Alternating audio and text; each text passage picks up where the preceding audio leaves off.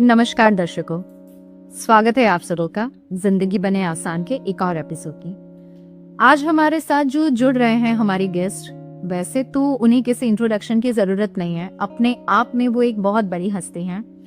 उनकी जानकारी उनके बारे में आपको बताना चाहूंगी।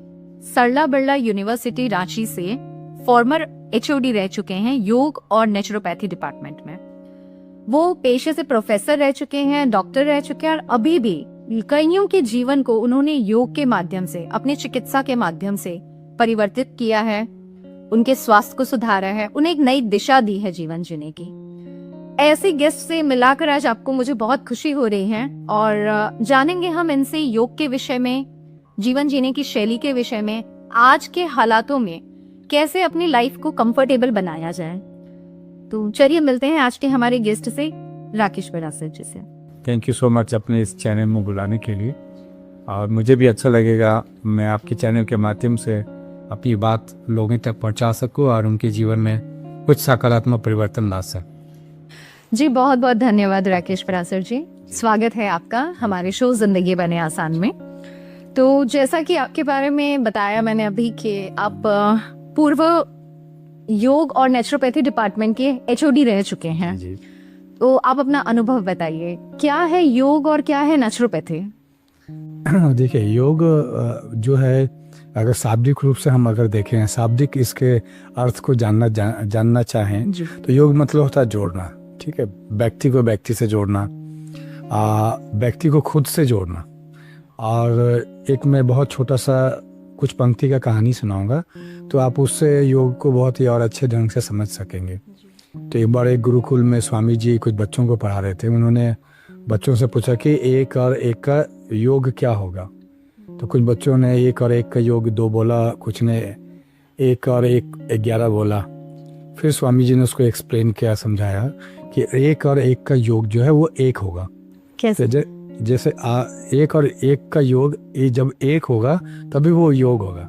व्यक्ति का दिमाग कहीं और काम करे, व्यक्ति का उस समय मन भी कहीं और काम कर रहा हो, शरीर भी किसी अलग अवस्था में हो, तो जब व्यक्ति का शरीर, मन, मस्तिष्क, उसकी भावनाएं सब अलग अलग दिशाओं में एक ही समय अलग अलग दिशाओं में कार्य करेगी तो वो योग कहलाएगा नहीं।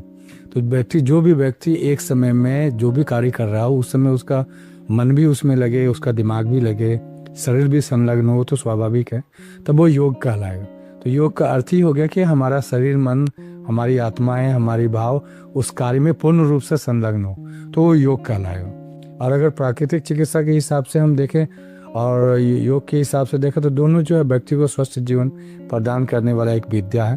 प्राकृतिक चिकित्सा भी कहती है कि व्यक्ति को समय पे उठना चाहिए, व्यक्ति का आहार विहार विचार बहुत संयमित, बहुत अनुशासित, बहुत व्यवहारपूर्ण तरीके से होना चाहिए, तभी व्यक्ति जीवन में स्वस्थ रह सकता है। योग भी इसी बातों को बोलता है। योग भी हमें स्वस्थ रखने का, दीर्घ जीवन प्रदान करने का, आनंदपूर्ण जीवन प्रदान करने का एक विद्या। तो योग और प्राकृतिक चिकित्सा अलग अलग नहीं है। ये वर्तमान में आके प्राकृतिक चिकित्सा एक नए शब्द का निर्माण किया गया, जबकि देखा जाए तो प्राकृतिक चिकित्सा आदिकाल से ही हमारे जीवन में, हमारे रसोई घर में, हमारे पूरे दिनचर्या में है।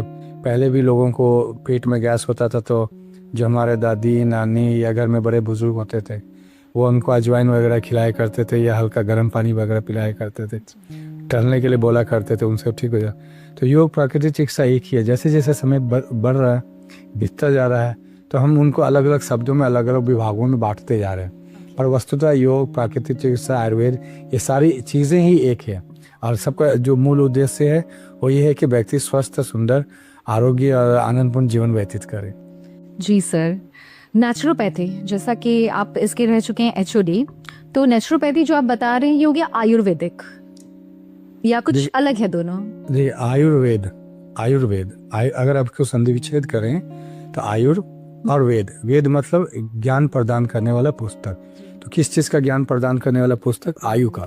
आयु मतलब दीर्घ आयु, सुंदर, स्वस्थ, हेल्दी रहते हुए अपनी जिंदगी को कैसे अच्छी, मतलब ऐसा ग्रंथ, ऐसी विद्या जो हमें स्वस्थ, सुंदर, प्रसन्नता पूर्वक जीवन प्रदान करने का, जीवन सिखाने का ज्ञान देता हो, ऐसा विद्या। तो आयुर्वेद भी वही है जो योग है। और योग, आयुर्वेद और प्राकृतिक चिकित्सा में कहीं से भिन्नता नहीं है, ये केवल शब्दों में अलग अलग हैं। सब्जेक्ट्स अलग अलग कर दिए गए हैं, लेकिन मूल में एक ही है सभी। सबका सारांश एक ही है कि एक स्वस्थ जीवन हाँ, शैली। व्यक्ति एक स्वस्थ जीवन जिए और जितना दिन तक जिए वो बहुत स्वस्थ से जिए, बहुत आनंद से जिए, और जो प्रकृति में ईश्वर ने जो उसको प्रदान किया उसका वो भरपूर आनंद ले। जी जी। तो राकेश जी, आज के इस समय में, इस दौर में जहाँ हर कोई भाग दौड़ में लगा, कोई जिम जा रहा है, कोई जुम्बा कर रहा है, कोई डाइट कर रहा है, ऐसे समय में अपने आप को फिट रखने का सबसे इजी और नेचुरल तरीका क्या है? देखिए, स्वस्थ है ना, फिट मीन स्वस्थ रखना अपने आप को। तो स्वस्थ को अगर हम लोग इसके मूल अर्थ को समझे तो स्व जोड़ अस्त, मतलब अपने आप में स्थित होना। ठीक है, अभी लोग अपने आसपास के बारे में बहुत सारी चीज़ें जानते हैं, देश दुनिया में क्या घटनाएं घट रही हैं उसके बारे में जानते हैं, उसको सबों के बारे में बहुत ज्ञान है, लेकिन व्यक्ति खुद के बारे में ही नहीं जानता है। ठीक है, तो स्वस्थ का अर्थ हो गया, स्वस्थ या स्वास्थ्य बोल रहे हैं, इसका अर्थ हो गया कि अपने से अपने आप में स्थित होना और अपने आप में स्थित होकर अपने आप को सुंदर और प्राकृतिक जीवन प्रदान करना, अपने आप को दीर्घ जीवन प्रदान करना। तो ये भिन्न भिन्न विद्याएं हैं जो लोग आज अपने आप को अपना रहे हैं स्वस्थ रखने के लिए, जैसे जिम हो गया, जुम्बा हो गया, एरोबिक्स हो गए, कुछ अलग अलग स्पोर्ट्स में जाते हैं। सबका मकसद एक ही है कि व्यक्ति स्वस्थ रहे, सुंदर रहे। बस तरीका हमें ये देखना चाहिए कि उसका प्रभाव हमारे ऊपर सकारात्मक पड़े, जो भी हम कर रहे हैं उसका प्रभाव हमारे शरीर, मन और मस्तिष्क के ऊपर स्वस्थ मतलब सकारात्मक पड़े। स्वस्थ का अर्थ केवल ये नहीं है कि व्यक्ति केवल शरीर से स्वस्थ रहे, शरीर से बड़ा हिष्ट पुष्ट दिखाई पड़े, ऐसा नहीं है। स्वस्थ का अर्थ है कि व्यक्ति शरीर से भी स्वस्थ रहे, व्यक्ति मस्तिष्क से भी स्वस्थ रहे, सही समय पे बिल्कुल सही निर्णय ले सके, और व्यक्ति भावनात्मक रूप से भी स्वस्थ रहे। वो जो भी निर्णय ले उसमें उसे पता होना चाहिए कि ये निर्णय हमारे लिए, हमारे समाज के लिए, हमारे घर परिवार के लिए, सबके लिए बहुत सकारात्मक रहेगा कि नहीं, उसके खुद के लिए बहुत अच्छा रहेगा। तो स्वास्थ्य शब्द का अर्थ व्यक्ति के केवल शारीरिक स्वास्थ्य से नहीं है, व्यक्ति के शारीरिक, मानसिक और भावनात्मक, इमोशनल हेल्थ उससे ज़्यादा जुड़ा हुआ। ठीक है, क्योंकि आप देखते होंगे लोग प्रतिक्रियावादी बहुत ज़्यादा हो गए हैं। किसी छोटी सी बात पे लोगों को ऐसा लगता है कि जब तक हम उसके एक जवाब का 4 जवाब नहीं दें तो हम छोटे समझे जाएंगे। आप देखते हैं छोटे छोटे बाजार में भी आपस में लोग अगर किसी तरह से उनके बाइक या गाड़ी सट गई तो लोग एक दूसरे के ऊपर जो है हमला करने लगते हैं, बहुत ज़्यादा रिएक्ट करने लगते हैं, छोटी छोटी बातों पे बहुत ज़्यादा रिएक्ट करते हैं। तो जब व्यक्ति भावनात्मक रूप से ज़्यादा स्वस्थ होगा तो ऐसे में वो प्रतिक्रियावादी कम होगा, और वो किसी भी घटना को, दुर्घटना को या जीवन में किसी भी प्रकार के जो सुखद या दुखद घटनाओं में वो बहुत ही संयमित और स्थिर रहेगा और जल्दी रिएक्ट नहीं करेगा। बहुत मतलब ऐसा होता है ना कि लोग जल्दी जवाब देना चाहते हैं, तो हर मतलब जल्दबाजी में आपने कुछ भी बोल दिया, बाद में फिर सॉरी बोल रहे हैं, तो ऐसा बोलना ही क्या कि बाद में सॉरी बोलना पड़े। तो प्रतिक्रियावादी जल्दी नहीं बनना चाहिए, और हर चीज़ खाने के पहले भी सोचना चाहिए, बोलने से पहले भी सोचना चाहिए, तो हर चीज़ में पहले ही चिंतन हो जाए, तो बाद में फिर ऐसा कुछ उसके लिए सॉरी या चिंता करने की आवश्यकता नहीं पड़ेगी। तो स्वस्थ रखने के लिए हम ऐसे माध्यम को चुनें जो हमारे ऊपर बहुत ज़्यादा सकारात्मक प्रभाव डाले। अभी आप देखते होंगे बहुत सारे लोग मस्कुलर बॉडी बनाने के लिए जिम जाते हैं। जिम बहुत एक अच्छी चीज़ें हैं, जिम करना चाहिए, उससे हमारे जॉइंट्स अच्छे होते हैं, मसल्स अच्छे बनते हैं। लेकिन क्या करते हैं वो मस्कुलर बॉडी बनाने के लिए वो कई प्रकार के स्टेरॉइड्स, कई प्रकार के ऐसे प्रोटीन पाउडर लेने लगते हैं जो उनके जल्दी मसल्स को बनाने के लिए, जो उनके लीवर को, उनके पेनक्रियास को, उनके बॉडी के जो डाइजेस्टिव सिस्टम के ऑर्गन्स हैं उस पर वो इतना ज़्यादा एक्स्ट्रा प्रेशर डालते हैं कि वो व्यक्ति कुछ दिनों के बाद ही जो है बहुत अस्वस्थ हो जाता है। तो हम स्वस्थ रहने के लिए ऐसी क्रियाओं को अपनाएं जो हमें स्वस्थ भी रखे और दीर्घ जीवन भी प्रदान करे। हमारा स्वस्थ रखने के पीछे सिर्फ एक ही मकसद है कि हम अब ज़्यादा दिन जिए, और जितना दिन जिए बहुत खुश होकर जिए, बहुत हेल्दी लाइफ, हाँ, और आनंद से जिए। जी, ये हमारा मूल मकसद है सारे माध्यमों का। जी, नहीं, ये बात आपने बहुत अच्छी कही। जैसा कि हम भी बचपन से अपने दादी नानी से सुनते आ रहे हैं, उस जमाने में तो ऐसे कोई सप्लीमेंट्स नहीं हुआ करते थे। जी। योगा करना, योग करना, ये तो बहुत आम सी बात थी। और जैसा आपने शुरुआत में बताया कि किचन जो अपने आप में एक पूरी डिस्पेंसरी है जहाँ हर बीमारी का इलाज मिलता है, तो पहले से ही ये चला आ रहा है। लेकिन आज के इस समय में वाकई में हम लोग हर चीज इंस्टेंट वाली जो चाहत हो गई है कि इंस्टेंट मसल गेन करना है, जिम तो कर रहे हैं, धीरे धीरे होगा, चलो कुछ साथ में सप्लीमेंट्स भी ले, ये बात आपकी बिल्कुल सही है।